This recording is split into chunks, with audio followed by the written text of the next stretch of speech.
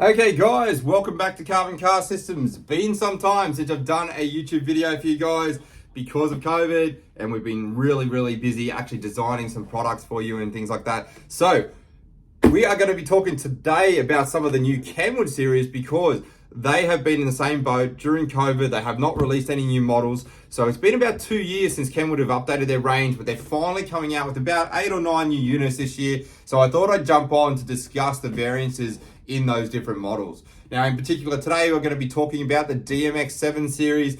This is the base model, which is the DMX7022S. This is going to be replacing the DMX8022S in their range. And there is 2 models above this in the 7 series. So there is the 7522S and there is the 7522DABS. Now, they are the 3 models that we're going to be discussing in this video, and I hope it gives you some clarity on which model will suit you. I'm going to give you a quick unboxing and show you and run you through what everything means. So let's go.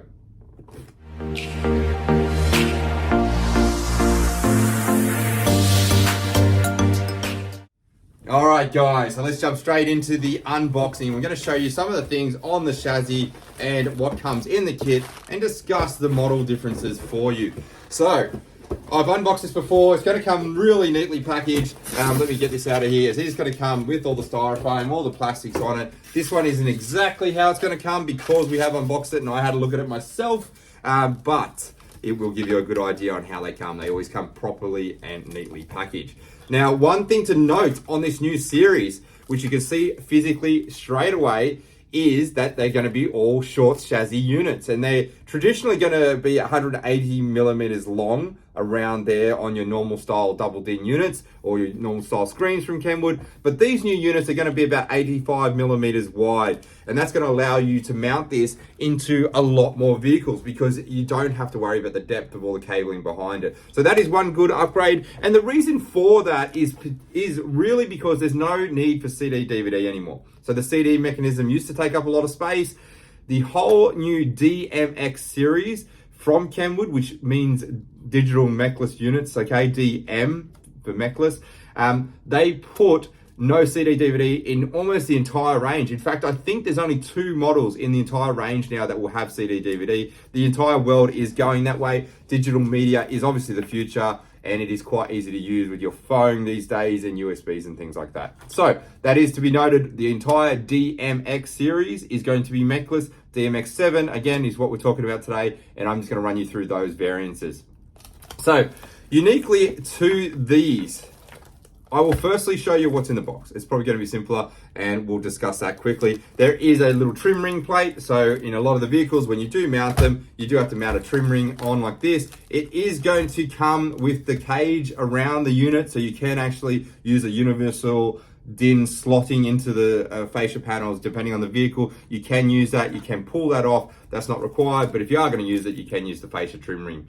Now, I will advise you right now, the 2 models above, the DMX7 series, 7522S and the 7522DABS, they will also come with a Toyota and Subaru specific 200 millimeter wide trim ring. Okay, so traditionally you would have had to buy another fascia plate to suit Toyota and Subaru vehicles, but Kenwood have picked up that part of it, and obviously Toyotas and Subarus do get their stereos replaced a lot because they're missing a lot of the Apple CarPlay, Android Auto features. So on the 7.5 series, you will be getting the 200 millimeter trim ring as well. Now, don't worry too much if you don't know the differences in this video. If it gets a bit confusing about all the models I'm discussing, I will put up a comparison chart on this video that you can pause and you can see it. I will upload it onto this page, and it is also going to be on our website at Carbon Car Systems. We will show you all the comparisons in a direct chart so you can see the differences, okay? So that's one thing. These will also come with a GPS antenna. Okay, that is literally going to be to improve the accuracy of the Apple CarPlay, Android Auto. So that will actually come on and plug into the back of these units here. Now, with the Kenwood units, they all use Apple CarPlay, Android Auto, which allows you to use navigation through the apps, which will be Waze, Google Maps, Apple Maps, etc. They don't come with built-in navigation. The only model in their range that has built-in navigation is the DMX7190 DABS. That model is a couple of years old. I don't even know if they're bringing it back because everyone seems to be sufficed with using Apple Maps and Google Maps because they're always updated. There's no need to pay for updates, no need to do all the licensing fees, etc. It brings the price of the units down, which I think in general is a good thing. So just be aware of that. They're all Apple CarPlay, Android Auto. A couple of things in the box. You are going to get your external microphone, and that is something Kenwood has always done. It gives you that crystal clear Bluetooth, allows you to talk on the phone really clearly. You can still run dual Bluetooth on all their series. All their screens have it. It means you can run 2 phones simultaneously, which means you can use a work phone and your personal phone. Either rings, you can answer either. You can use music off both. Again, if your friend or your partner's in the car, you can pair both. They can both run simultaneously. You just switch it on screen. Really easy to do. So I'm not going to show you too much about the software interfaces on these, but there is images on our website at Carbon Car Systems. You can check out what the new interface is going to be like. It is much the general style Kenwood used over the last few years. In fact, these are still made in Indonesia in the same factory, I believe, as their top-end DMX8 and 9 series, so the quality is still really, really good. Another thing you're going to get here is you will get the screws, the instruction manual, and the steering wheel control adapter. These have built-in steering wheel controls, which you will use on the back here. Let me see if I can find the little port. Where is it? This one here, steering remote, okay? So it's just gonna plug into the back here, and that is for all resistive type steering wheel controls, which is traditionally going to be a lot of your Asian manufactured cars, which is the Korean ones, Japanese ones, etc. All of the software-driven cars, they will need an additional interface in order to retain the steering wheel controls. Okay, so let's quickly jump over to the back of the unit. I'm going to discuss things that are unique to the 7 series. Now, 7 series now is going to come with USB-A, your standard type USB. So we can see that here. Everyone should know what a USB is by now. There's no need to discuss that further. The DMX8 series and 9 series and everything above will now come with USB-C, but the DMX7 series, all your traditional USB-A. Keeping the price down, making it affordable for people to run screens. All these units now run 2 cameras, the DMX7 series. They all run 2 cameras. Another thing they do have unique is they will run this new iData-Link port. That is just a new interface that's coming out for a lot of the software-driven cars. They're future-proofing all their stereos with this port. And, I don't think it costs them a lot to do that.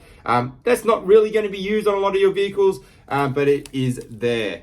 One of the other things I will discuss quickly is the plugs on the back. So, when you're using your traditional power plug on the back of these units, all the DMX8 series, 9 series is going to use this style plug. It's a 22-pin plug. This model here uses a 16-pin plug. It is a slightly smaller plug on the back of the unit. That's because they've actually moved a couple of the things on the back of the unit, which is the park brake and the reverse, to be built into the back of the unit, so it's no longer needed in the plug. So this doesn't really affect you a lot unless you're buying plug and play systems and trying to do the stereo yourself. If you're paying a professional, they should obviously know that. But for us at Carbon Car Systems, we make a lot of DIY plug and play kits like this.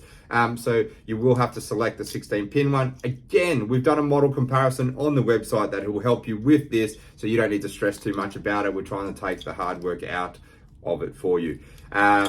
Now, that is really cool. But we have built-in steering wheel controls in our kits, reverse cameras will be retained, all the power speakers, etc. We do sell vehicle-specific kits for it. These are all currently for only the 22-pin series, which is DMX8 and above, but we do have a whole heap of new range coming out for the 16 pins, okay?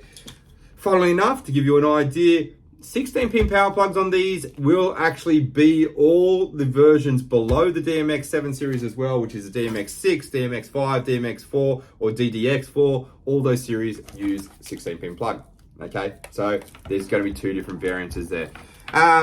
External mic on the back here, steering wheel controls, we've all seen that, antenna adapter, parking brake. You can still do traditional things like earth the parking brake out so you can watch videos while driving. That sort of stuff has not changed. Let me peel off this plastic here, take the satisfaction of removing this plastic from these new units. It's always quite satisfying. Never leave these on there because they can actually bake onto your screen. It's actually worth pulling them off. I've seen a lot of people over the years still leave plastics on to keep them new, but it will not keep it new. So this is what the units are going to come looking like. Very nice. They are a VGA style, so sorry about the reflection there. I'm just trying to get an idea. They're all going to be touchscreen buttons on the screen. 6.8 inch VGA capacitive touch screen. So it is going to be very, very responsive. You're still going to have all your traditional outputs for your amplifiers. So it is 3 5-volt outputs, I do believe. So it is going to be quite good on the audio. But that's the main differences. Now, the differences between the two different models is literally going to be, the 3 different models. So you have this is the 7022S, as I discussed earlier, replaces their base model in the Kenwood range, which was the 8020S. This is directly going to replace that. And the next model up, the 7522S, the main differences you are going to come across are going to be micro HDMI. So the 7522S has micro HDMI. It also has the trim ring around it for the Toyotas that will be included. And it has, the main differences. Base model, 7022S, USB Apple CarPlay, Android Auto. Next model up, wireless Apple CarPlay, Android Auto. So that's along with the HDMI and the trim ring. That is the 2 differences. The third model in the series, which is the 7522DABS, it comes with everything that we just mentioned, plus DAB radio. Okay, and it will come with a DAB on glass antenna for the front of your windscreen. So if you do want the DABS plus radio, you will have to go for that series. Just to be aware, on DAB plus radio, it does not work all over Australia. It only works in major cities, which will be anywhere that has the transmission towers located. And it's kind of a funny AM/FM radio. It gives you extra stations that are meant to be crystal clear, but if the reception starts to drop in signal, it will cut it out completely. It won't crackle. They all still have your normal AM/FM radio, so don't stress too far about that. And another thing you can do, there's an app called TuneIn Radio. You can download that on Apple CarPlay, Android Auto, and you will actually be able to get DAB stations anyway. So if it's not a big deal, save your money. I'll give you an idea on the price points on this. The 7022S series is starting at $749 retail. The 7522S, which is with the wireless Apple CarPlay, Android Auto, it will be $849, and the next model up with the DABS radio, which is the 7522 DABS, will come in at $949. Those are the 3 models in the series. If you have some questions, shoot it over to us at Carbon Car Systems. Jump on our website, submit the form, send us an email. I'll get back to you as soon as we can. But these still do have mirroring as well for the Android phones. You can download the Kenwood app and use that. There is no mirroring for Apple anymore, okay? There is no wireless mirroring, no wired mirroring. Apple's strictly keeping their mirroring to Apple-approved devices like Apple TV, etc. So that will not be a feature. Don't expect it to work. Sometimes they say you can wire, Apple CarPlay through the HDMI. You could try and do it that way. I presume it would work through HDMI if you got all the HDMI adapters, if you really wanted to do that. I'm not sure exactly why you would. These do play a variety of video files through the USB, so you can still use that. Note, these only have one USB, okay? So they don't have multiple USBs. If you want multiple USBs, choose the higher models like the DMX7522S. And like I mentioned with the higher models, they are going to be running USB-C. They will run high resolution screens like full HD cameras. They will be ready for 360-degree cameras and things like that. But there you go, guys. I hope that's been informative for you. Just a quick video to break down the new DMX7 series. But I think it's going to be an absolute winner. We'll talk to you soon.